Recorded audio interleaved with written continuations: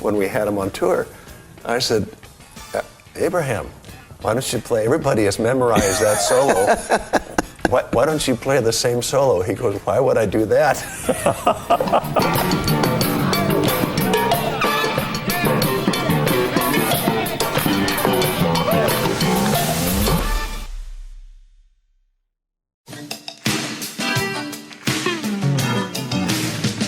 In the early 1990s, the album Lift 'Em Up by Kenoly, I believe it played an integral part in shaping what we call Christian contemporary music today.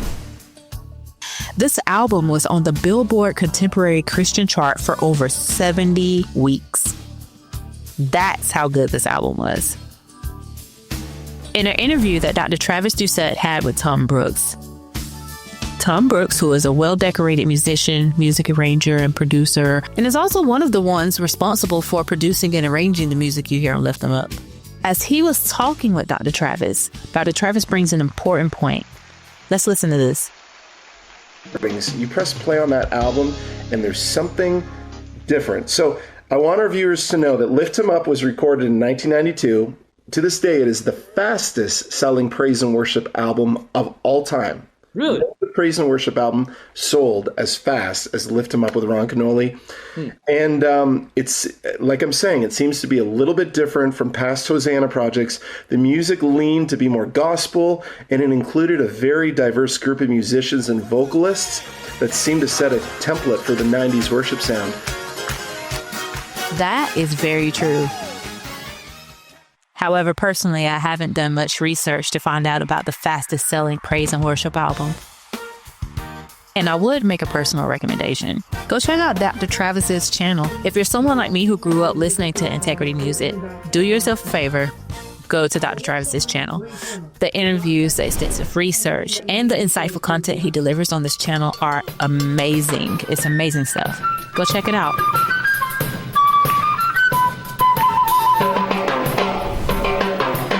When the behind-the-scenes footage was posted on Dr. Travis's channel a few months ago, it was amazing to see the process on how this album was put together, all the different songs, all the different arrangements. But there's a part that stood out most to me. Here's why. You talked about God playing through instrumentalists, and I'd be amiss if I didn't mention Ancient of Days off of Lift 'Em Up. Yeah. It's just infamous when you listen to, everybody that remembers that record often remembers that song and remembers just the spontaneous moment that was captured with all the instruments and Abe soloing on his bass. And before we get there, written by my friend Jamie Harvill and Gary Sadler. Yeah.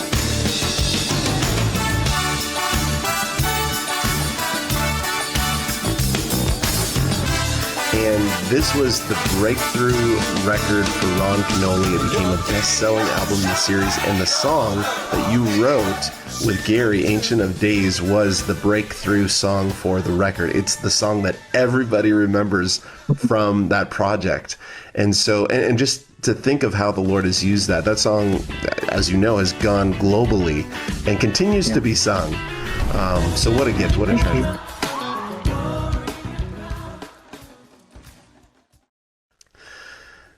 So, Jamie, what was it like working with Ron Kenoly and seeing his interpretation of your song, Ancient of Days? Well, to start with, I played guitar for his earlier stuff that he did for Integrity. In fact, there was one album before. So I had already played with him, so we knew each other, and he had played at that church that we spoke of. And so he's a sweet guy and very supportive of his band, very respectful for all of us. So when he did the song, I was incredibly humbled. And so when we'd play together, after that, he would introduce me as the writer of Ancient of Days. And it was so great because, not all the time do you have songwriters playing guitar for you on stage. So I was able to take a bow, and it was humbling. And especially in Asia, when we played concerts over in Philippines, it was just filled to the ceiling with people clapping and stomping their feet. So it was a fantastic moment and opportunity that the Lord allowed me to have. So I love that. The season. But Ancient of Days was a great one for sure. And that was one of those moments where, again, I had this collection of players and I had this thought in my mind of, and this is where, I know I'm stretching away from the mainstream average church, what they're going to be able to do, but I really just felt like we need to explore this whole idea of, yes, we can worship God with a song, but, worship comes in a lot of different forms and a lot of different expressions. So we would work, we would exchange ideas, and not just Tom and I, but all the other musicians, Abe and Chester and Paul Jackson Jr. on guitar, and they would have ideas as well, and they would, it was, because all these guys are creative, you know what I'm saying? And Tom is smart enough to let these guys do what they do. And I just really wanted to get these guys a chance to shine. So this is one of those things where I arranged these albums pretty specifically, but I also kind of specifically designed areas that were designed to be unspecific, if that makes any sense. So it's kind of like this zone is this big and the playground is like this, but within that playground, this whole thing is up for grabs. This is an improv. Now we're going to hand it off at this point, but I don't really want to say too much more than that because I don't want you guys to hear, yes, I want this exactly this way, because I want the bass to line up with what the cellos are going to play in the orchestra and what the guitar guys, blah, blah, blah. But this moment, this is a spot for you to create. And like opening that door with this collection of guys, that was like, there's no way that it could have ever turned out to be as good if I would have scripted it, Not only were they unscripted, they were unforgettable. Speaking about the idea of God expressing himself through the instrument, Chester Thompson, who was the drummer for this project, said it like this. He said, "Yeah, if God's a musician, he must be a jazz musician, because he doesn't do it the same way every time. He does what's needed for the moment. Just because he did it that way last time, because he played it that way before, that doesn't mean he's going to play it that way this time. It's like he does what's right for the moment. The bass solo that Abraham did on Ancient of Days, do do do do do do do do do do do. Right. And when we had him on tour, I said, Abraham, why don't you play? Everybody has memorized that solo. Why don't you play the same solo? He goes, why would I do that?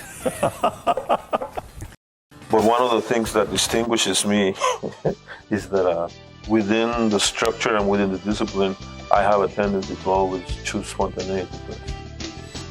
That's a problem? Well, people don't quite know how long before I'm going to start doing something out of the ordinary. What Abe is saying, in other words, is that he does not play the same solo twice.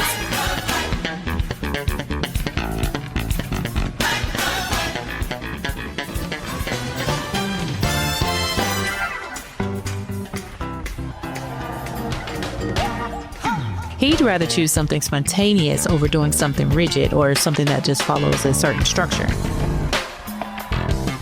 Abe is just the most amazing human being on planet Earth. Kind, gentle, just carries Jesus around with him inside of this incredible, creative, musical force. So that's a combination that's just tough to beat. And so he became very much the center of my musical team with Hosanna for years and years and years to come. Okay, now let's go back in history a little bit. Alex, who's still in Abe, the guys who took part in the solo, used to be a part of a group called Koinonia, a popular band here in the United States and even more popular in Europe. The amazing part is they could read each other almost like a book.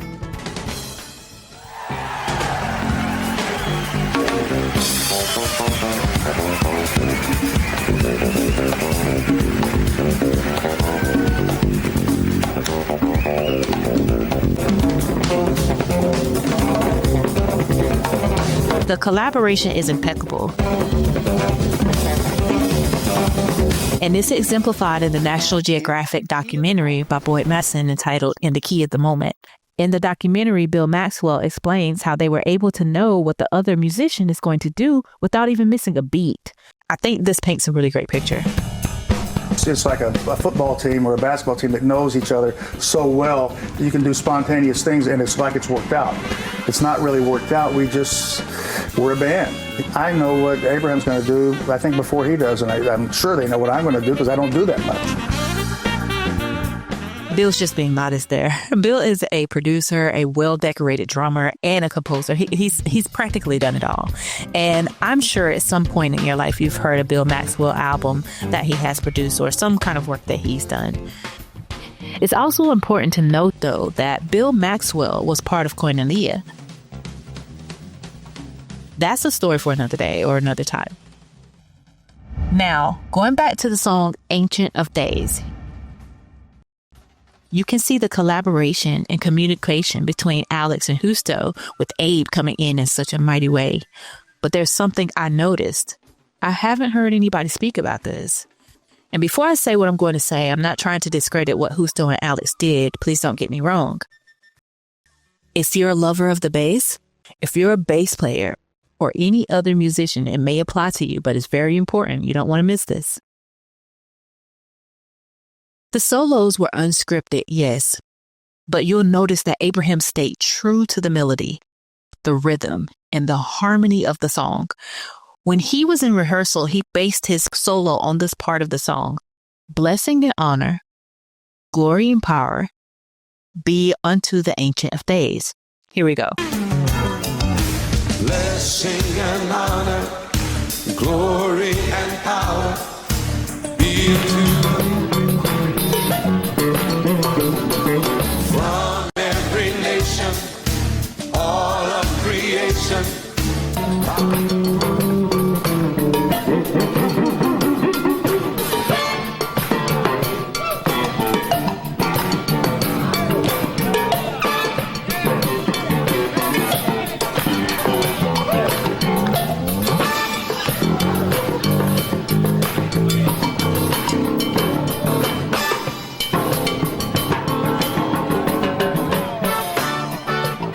Wow, what a masterpiece, what Abraham just did there. It would have been perfectly fine for him to just repeat the same solo that he did in the rehearsal. But why didn't he? When it came time for the concert, he did a different part of the song, which says, "Your kingdom shall reign over all the earth. Sing unto the Ancient of Days." Let me show you what I'm talking about.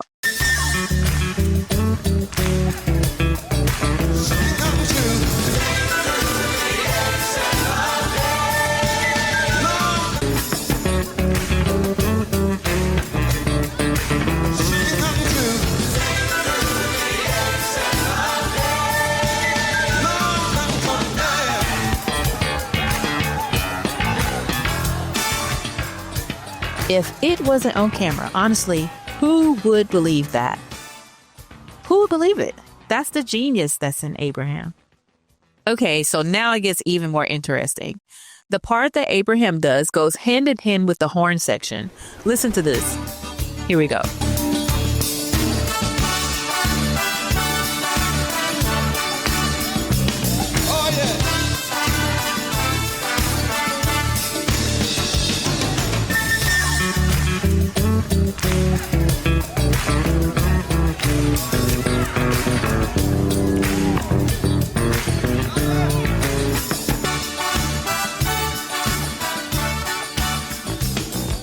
Bassists can learn something new here. Actually, any musician can learn this. So let's say had Abraham done his solo exactly as he did in rehearsal, it may not have had as much impact as the part he did in the actual concert. Instead, choosing to seize the moment rather than just repeating what he rehearsed, that made all the difference.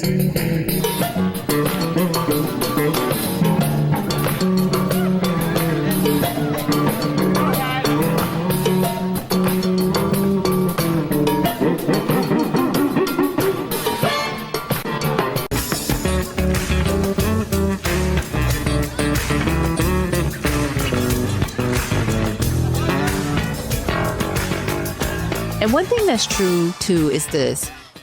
Had he done the part that says blessing and honor, glory and power, which is kind of the start of the song, his solo may have not been as powerful if he had repeated that in the concert. I'm not saying what he played in the rehearsal or the solo he did wasn't good. It was. Your kingdom shall reign over all the earth. Sing unto the Ancient of Days. What really makes it special is that he just knew that this is the part that will be memorable. That intuition is why we're still talking about it. More than 30 years later, can you believe that? And the wild part is this. What Abraham came up with on the spot, whether in rehearsal or live, is the kind of thing that can even take seasoned basis, weeks or months to figure out. Most players would need time to break it down and practice piece by piece, but he did not. He just played it right there in the moment with no safety net. Okay, now here's the lesson we could take with us. About what is important for you? Well, this is going to be a little bit of a lesson. I've always believed that the moment a musician puts their hands on their instrument, or the moment a singer starts singing, even if there are exercises, the moment anybody starts dancing, even if it is a technical thing, you have to allow yourself to feel something real. Don't put your hands on your instrument and go through the exercise without feeling something. Why? Because anything you practice, anything you play, will become part of your performance. And if you're practicing without feeling, thinking that it is not important, then when it's really important, you are not going to do anything but what you've been practicing.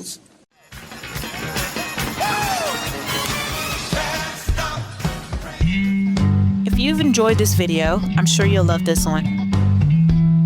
Please like, share, and subscribe, and hit the notification bell so you never miss a video.